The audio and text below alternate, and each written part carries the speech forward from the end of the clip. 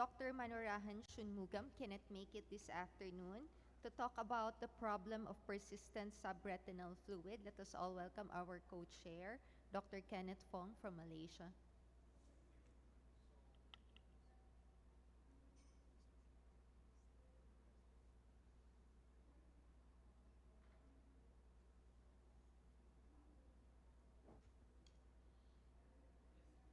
Testing. Thank you very much, Joan. So the topic given to Mano, which I'll be presenting on his behalf, is the problem of persistent subretinal fluid.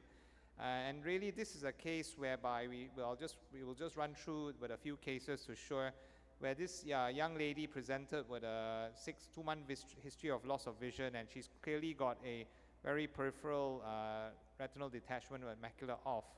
And she had a segmental scleral buckle done infratemporally, as you can see here.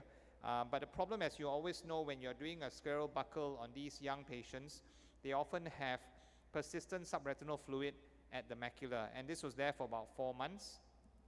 And it took about 6 months for the complete resorption of the fluid. However, the patient's visual acuity did not improve. As you can see, the OCT scan here, their ellipsoid zone is severely disrupted.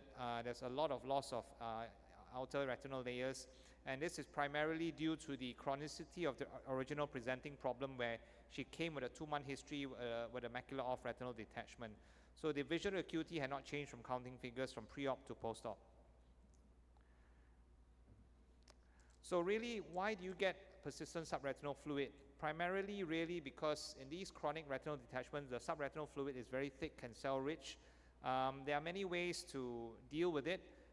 In a scleral buckle, when we do it, sometimes you may opt to drain. However, when you decide to do a drainage in a cryo buckle, there's a risk of causing a choroidal or macular hemorrhage. Really, the best way to drain it fully, you need to convert the case into a full vitrectomy. But in younger patients such as this, it is quite challenging, as the vitreous is very attached, and also they will develop postoperative cataract. Another place where you get persistent subretinal fluid, I think more and more popular now, is pneumatic retinopexy, where the pivot trial showed much better outcomes. But there was still about quite a few number of cases with persistent thick central subretinal fluid after cases which had pneumatic retinopexy. And here's a patient that presented with 660 vision, a high myope, 1-year history of blurring, lattice degeneration in the other eye. So you can see here, here's a very chronic supratemporal macula off retinal detachment, and there are multiple small holes in the lattice in the supratemporal quadrant.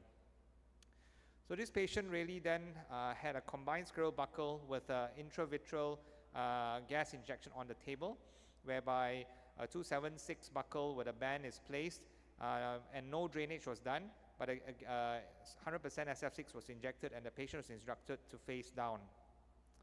So there's quite marked improvement in the detachment at a week post-op, but there was still persisting subretinal fluid at the fovea. And after watching and waiting, after week 4, there was still persistent fluid. And by week 14, you can see it takes about up to 2.5 months for the fluid to completely resorb from the foveal space. And the vision improved slightly from 4/60 to 6/44 after 4 months. And you can see the good indent from the buckle here. And this is the contralateral eye that had laser done for the lattice degeneration. The third patient is another young patient, -6 myope, previous LASIK. Other eye was normal. You can see a very large inferior temporal retinal detachment with a subretinal cyst. This patient had a cryobuckle. This was my case.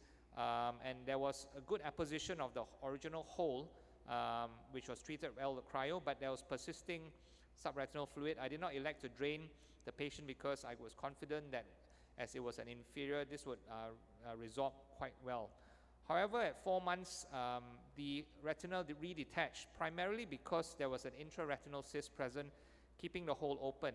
So we had to go back in, and this patient had to be converted to a vitrectomy, where what I did was I went in through a 41 gauge cannula and directly drained the cyst dry, and we managed to then solve the detachment.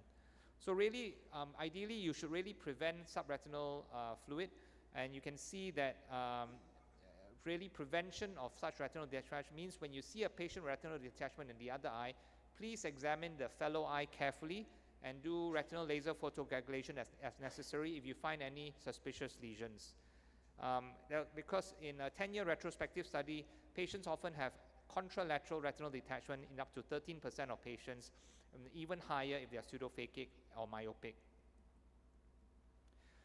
So in summary, persistent subretinal fluid really happens mainly in buccal cases in young patients, but it's related to how chronic the detachment is. And if you're not sure whether there is persistent fluid is there, you could do a fluorescein angiogram, but with OCT nowadays it's very easy to deal with. You have to discuss this problem with the patient.